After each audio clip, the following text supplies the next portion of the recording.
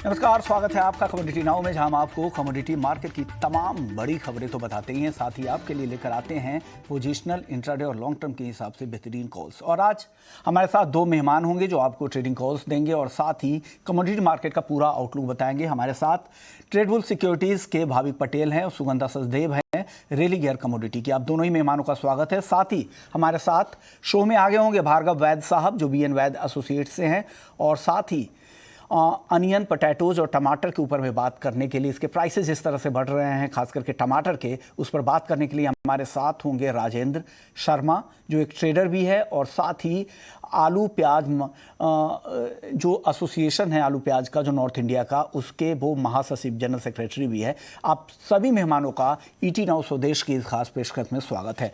लेकिन सबसे पहले बाजार का चेक ले लेते हैं और उस पर एक टेक भाविक का ले लेते हैं। आज सोने और चांदी की अगर बात करें तो तेजी के साथ कारोबार हो रहा है। 100 रुपए के आसपास की तेजी MCX पर सोना दिखा रहा है। भाविक, क्या लग रहा है इंट्राडे के लिए क्या करना चाहिए?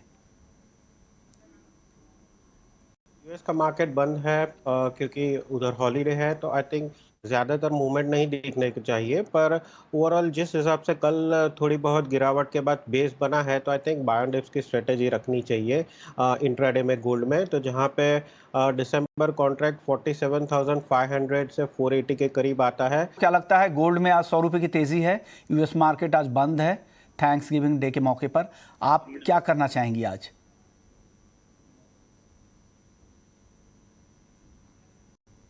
सुगंधा जी, चलिए सुगंधा जी से वापस से उनसे कनेक्ट करने की कोशिश करेंगे। लेकिन एक और खबर आ रही थी, वो चांदी को लेकर आ रही थी कि सिल्वर ETF के जो नियम होंगे, क्या नॉर्म्स होंगे, उसको लेकर नया नोटिफिकेशन कल सेबी की तरफ से आया था। इससे पहले 9 नवंबर को सेबी ने नोटिफिकेशन जारी किया था कि अब गोल्ड ETF के बाद अब सिल्वर ETF भी लॉन्च किया जाएगा। लेकिन इसके क्या नियम होंगे, कैसे आएंगे और कितना आसान होगा इसमें निवेश करना, हमारे साथ जाने माने बुलियन मार्केट के एक्सपर्ट भार्गव वैद साहब है BN वैद एसोसिएट से। सर, स्वागत है आपका ET नाउ स्वदेश पर। सर बताइए, गोल्ड ETF की, सिल्वर ETF की ABCD क्या होगी, कैसे ये काम करेगा और कितना आसान होगा लोगों के लिए पैसा लगाना अब चांदी में? ये आसान तो जैसा गोल्ड ETF जितना आसान है उतना ही आसान रहेगा। जो भी चैलेंज या पेपर वर्क करना है वो म्यूचुअल फंड वाले को करना है, और उनके लिए वो एक थोड़ा सा पेपर वर्क होगा कि कैसे सब कुछ संभाल के रखेंगे। सभी ने बड़े अच्छे नियम बना के रखे हैं कि एकदम स्ट्रिक्ट, जो हम लोग ट्रैकिंग कर एरर बोलते हैं ETF की भाषा में, जो हम एक पैसिव फंड कहते हैं ETF को, कि भाई जो अंडरलाइंग है उससे आजू बाजू ही चले, उसके लिए काफी अच्छी गाइडलाइंस बना के रखी है। और उस हिसाब से एक बड़ा फायदा होगा। एक जो म्यूचुअल फंड है उनको मेहनत करके करना पड़ेगा कि किस तरह से वो उनका जो स्टोरेज कॉस्ट है, इंश्योरेंस कॉस्ट है, वो मिनिमम रखे, और जो सिल्वर की वॉलेटिलिटी होती है उसमें प्रोक्योरमेंट में बहुत ज्यादा कैसे जो भी निवेशक है उनको फायदा हो। ओके। तो बड़े मैं कह सकता हूं कि एक बड़ा एवेन्यू सभी इन्वेस्टर के लिए खुलेगा सिल्वर ETF में। ओके, एक बड़ा एवेन्यू खुलेगा। सर, दो सवाल। पहला सवाल तो ये होगा कि ये निवेश क्या फिजिकल गोल्ड में इनको करना पड़ेगा या ETCD जो एक्सचेंज ट्रेडेड कमोडिटी डेरिवेटिव्स है वहां भी कर सकते हैं, और वहां करेंगे तो कितना, और फिजिकल गोल्ड में, फिजिकल सिल्वर में कितना इन्वेस्ट होगा इनके टोटल एसेट्स का? एज ए इन्वेस्टर समझ के चलिए कि आपको फिजिकल सिल्वर में ही करना पड़ेगा। अगर वो फिजिकल मुझे लेना है, जो एक्सचेंज में मैं लेने के इरादे से चलता हूं, तो मुझे परमिशन है। और एक सेबी रेगुलेटेड बॉडी एक इसमें कुछ उल्टा सुल्टा नहीं करेगी। हमारे रेगुलेटर्स भी बड़े अच्छे हैं, हमारे जो सेबी क्लियर ट्रस्टीज है वो भी काफी क्लियर है, और इसमें एक बड़ा क्लियर प्रावधान है कि जब भी ट्रैकिंग वगैरह 2% से अलग होगा तो उसमें आपको जवाब देने का। तो जो आप एक्सचेंज ट्रेडेड डेरिवेटिव्स की बात कर रहे हैं, उसमें निवेश कुछ होगा वो उन्हीं दिनों होगा जब भी उसमें निवेश करके फायदा होता हो इन्वेस्टर को। मगर उसमें एक अंडरलाइनिंग क्लॉज बहुत क्लियर है कि उसने जो भी सौदा किया it is with intention of delivery. तो वो एक बहुत अच्छी बात है। उस हिसाब से इट विल बी समथिंग कि कुछ भी बेनिफिट कोई भी मार्केट में हो तो इन्वेस्टर को मिलेगा। वो रेगुलेशन के लिए एक बड़ा चैलेंज होगा, मगर वो एक निवेशक का हेडेक नहीं है, वो रेगुलेटर और फंड का हेडेक है। छोटे छोटे और सवाल है कुछ, एक्सपेंस रेशियो और अगर एनएवी नेट एसेट वैल्यू की अगर कंप्यूटेशन की बात करें तो क्या ये रेगुलेशंस जो गोल्ड ईटीएफ और बाकी म्यूचुअल फंड्स के लिए होंगे क्या वही होंगे या ये कुछ वो अलग तो होगा? अभी वही है जो नेट एसेट वैल्यू होती है। जी। वो नेट एसेट वैल्यू बेसिकली एक लोड कैलकुलेट करने के लिए और डिक्लेरेशन के लिए और एक बेसिक गाइडलाइन के लिए होती है। आज जी जी ये लाइव फंड जो होते हैं, जो एक्सचेंज ट्रेडेड फंड है, उसमें आपको एक्सचेंज के भाव के हिसाब से ही आपको मिलता है। और इसका जो कैश रेशियो है, जो आपने मुझे पहले पूछा था, मैं अलग ऐसे बोलना भूल गया आपसे, कि 5% तक कभी कैश रह सकता है। बिकॉज आज आपने पैसा बहुत आया और शाम को 4 बजे किसी ने बड़ा पैसा लगा दिया ईटीएफ में, तो अगर फंड के पास हो तभी यूनिट कितने इन्वेस्ट हुए थे नहीं हुए थे, उस हिसाब से कभी कभी कैश ऑन हैंड हो सकता है। तो वो एक पोजीशन रखते हैं कि जिससे भी थोड़ी लिक्विडिटी चाहिए वो रहेगी और उसका मैनेजमेंट ट्रैकिंग बहुत अच्छा रहेगा।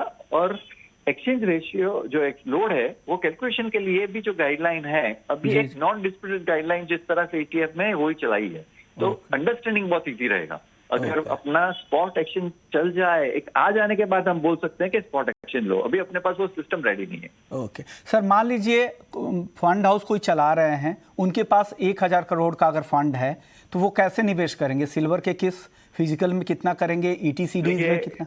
देखिए, मैंने अभी तक जितना देखा है और जिस तरह से हुआ है, वो 95% के ऊपर तो फिजिकल में ही करेंगे। और ज्यादातर फंड जिससे गोल्ड ईटीएफ का अगर एक्सपीरियंस देखे तो 99 के ऊपर ही रहता था। कभी कभी तो कैश कंपोनेंट भी उन लोग के नेगेटिव रहते थे क्योंकि वो पैसा फिर गोल्ड में ही रहता था।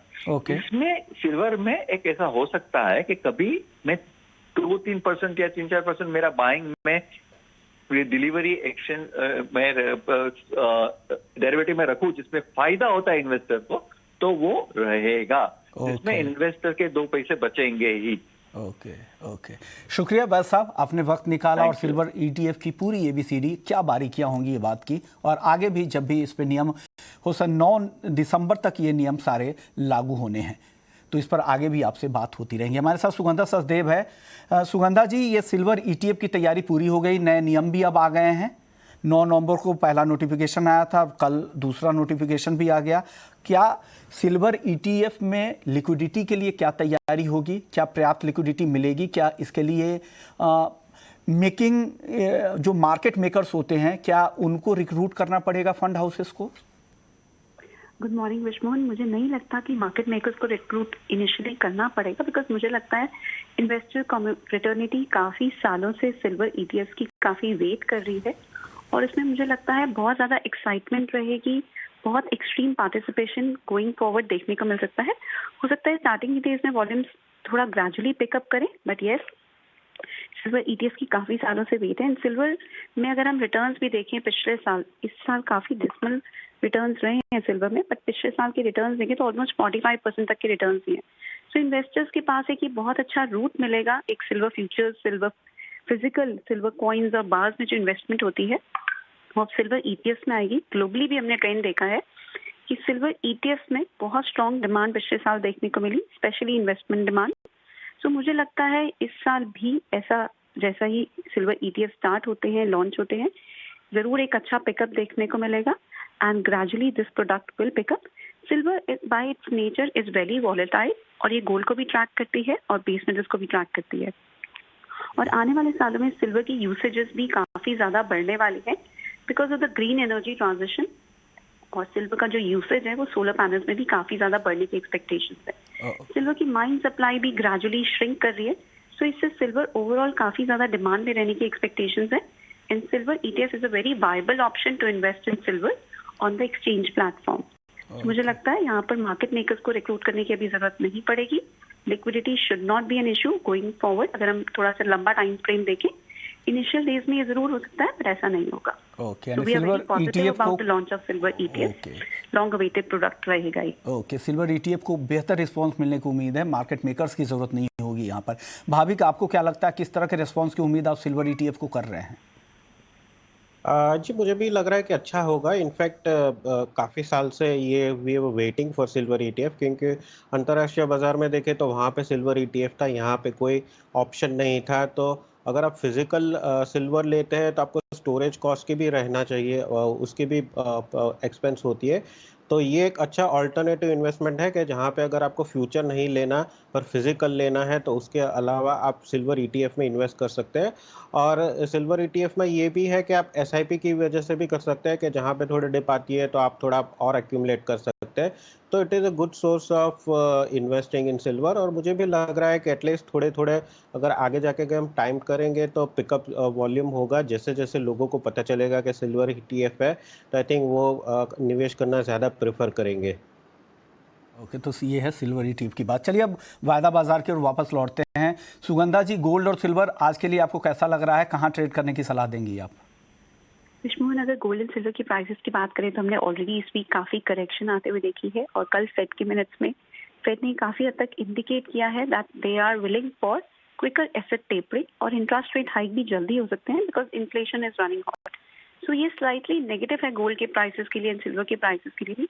बट प्राइसेस अगर हम देखें तो ऑलरेडी काफी ओवरसोल्ड नजर आ रहे हैं। सो ओवरऑल ट्रेंड अभी मुझे बहुत स्ट्रॉन्ग नजर नहीं आ रहा, बट यहाँ से कुछ रिकवरी जरूर देखने को मिल सकती है। सो आज गोल्ड में मैं बाइंग की एडवाइस दूंगी at levels of around 47,350। Stops रहेंगे 47,150 एंड हायर साइड में हमारे टारगेट्स रहेंगे 47,700। हैविंग सेड, सिल्वर में भी अगर हम देखें तो प्राइसेस ने 62,300 मार्क पर एक अच्छा बेस बनाया है और रिकवरी कंटिन्यूड है प्राइसेस में। इन केस प्राइसेस 63,200 के ऊपर सस्टेन करते हैं तो लॉन्ग पोजीशंस इनिशिएट कर सकते हैं। स्टॉप्स रहेंगे 62,300 और हायर साइड में हमारे टारगेट्स रहेंगे 64,500।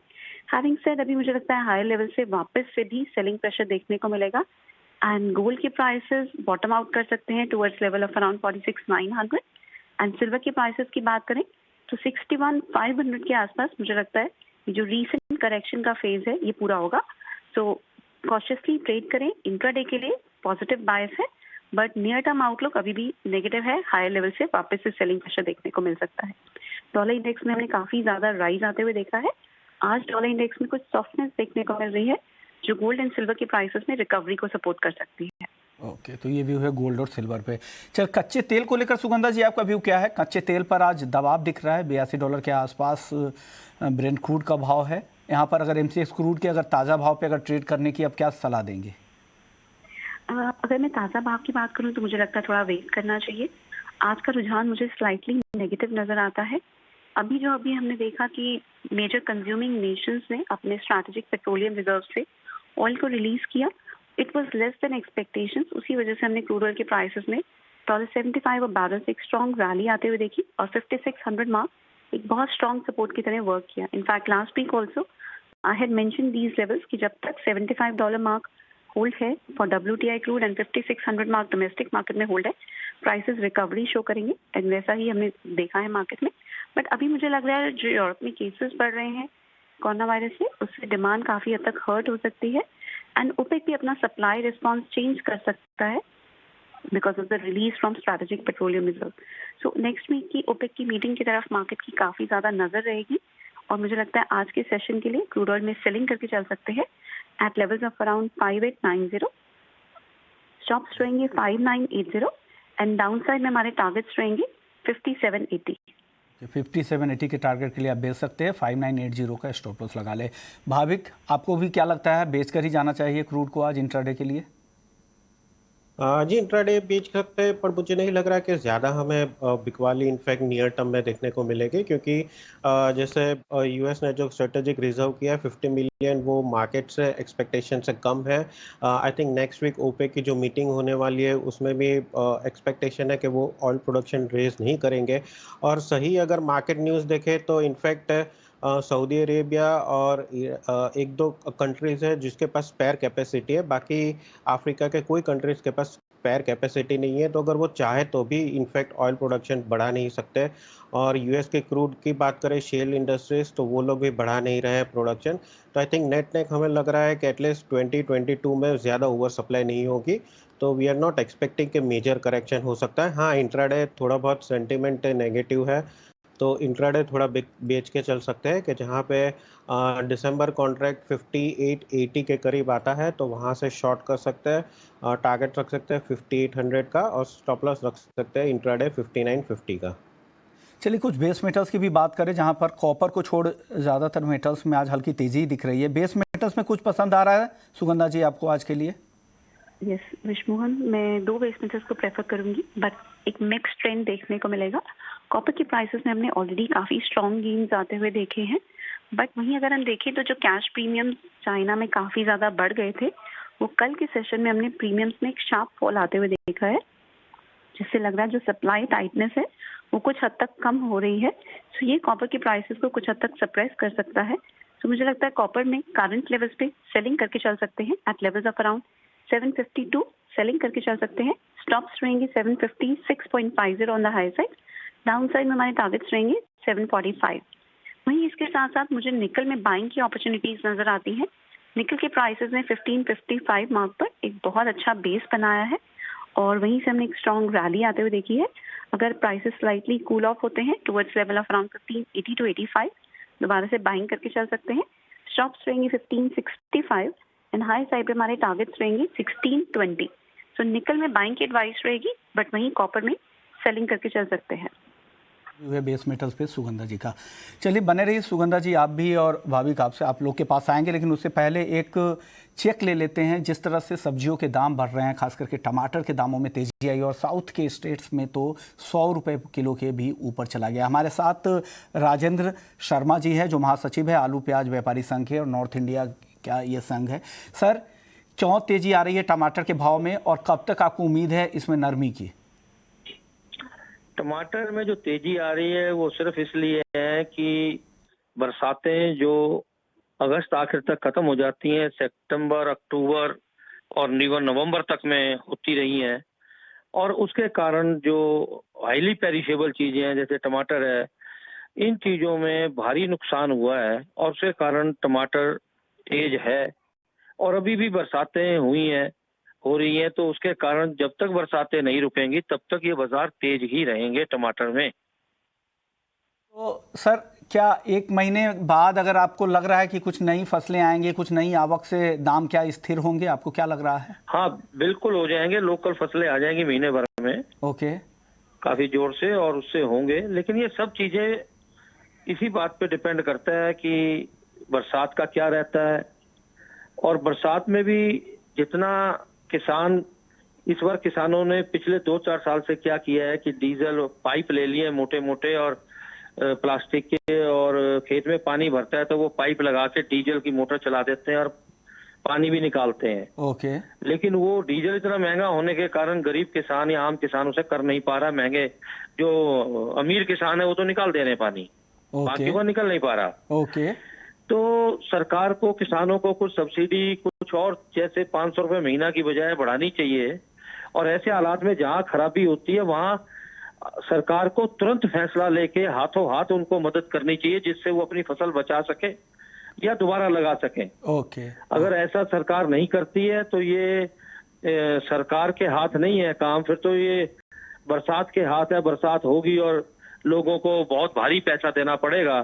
सरकार देगी वो तो कुछ अरब रुपए होगा, और लोगों को खरबों रुपए फालतू पेमेंट करनी पड़ेगी। ओके। इसमें सरकार को सुधार करना चाहिए। ओके, चलिए, तो सुझाव हुए। लेकिन सर, टमाटर के अलावा बाकी सब्जी और खास करके प्याज को लेकर क्या है, क्या इनके दाम भी क्यों बढ़ रहे हैं? हालांकि प्याज के दाम में बहुत ज्यादा बढ़ोतरी नहीं है, एक मॉडरेट रेट पे ही है, लेकिन क्या लग रहा है आगे क्या इनके दाम बढ़ सकते हैं क्या?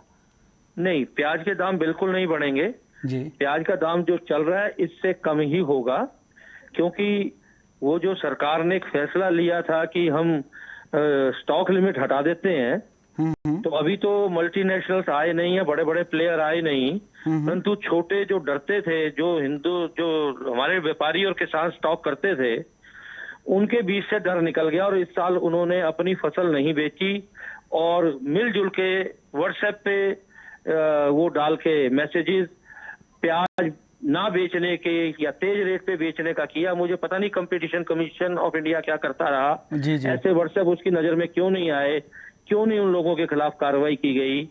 और आज इतना ज्यादा प्याज बाकी बचा हुआ है पुराना, जो कि मार्च अप्रैल मई में स्टॉक हुआ था, जी जी। कि उसके दाम बिल्कुल क्लैप्स कर गए हैं, जिसके कारण जो इस वक्त फसल ताजी आती है उसके भी रेट रोज गिर रहे हैं। ओके आज भी ग्रोइंग एरियो में रेट गिरे हैं, प्याज के रेट गिरेंगे, बढ़ेंगे नहीं। ओके, यानी प्याज की कीमतों में आगे गिरावट की ही संभावना लग रही राजेंद्र जी को। राजेंद्र जी, अब आखिरी सवाल आपसे आलू को लेकर होगा। आलू के दाम हालांकि काफी मॉडरेट है, कंज्यूमर्स की आलू का एकदम। भी यही हाल है। हाँ हाँ। आलू में लोगों ने स्टोरों में आलू रखा, किसानों ने, व्यापारियों ने, और वो तेजी में बेचने के चक्कर में उसे निकाला नहीं। आज इतना ज्यादा स्टॉक कोल्ड स्टोरों में पड़ा है कि कोल्ड स्टोर के मालिक भी परेशान है। जो 30 अक्टूबर को कोल्ड स्टोर बंद हो जाते हैं वो अभी तक चलाने पड़ रहे हैं, क्योंकि 20, 25, 15%, 30% कई जगह आलू स्टॉक में पड़ा है। दिल्ली मंडी में इस वक्त 150 गाड़ी रोज बैलेंस चल रहा है पुराने आलू का। पुराने आलू का भाव इतना कम हो गया है कि ये सब जो स्टॉक वाले हैं सब मरेंगे, और जिन्होंने बेचारों ने नई फसल ये उगी थी जो रीजनेबल रेट पे बिकनी चाहिए थी वो भी कम रेट पे बिक रही है। और ये सब इस देश में हालात ऐसे हैं, अगर सरकार लिमिट या इन चीजों पे कोई रोक रुकावट या कानून नहीं रखेगी तो बाहर वाले तो हमें बाद में लूटेंगे, हमारे अपने व्यापारी और किसान ही हमें लूट लेंगे।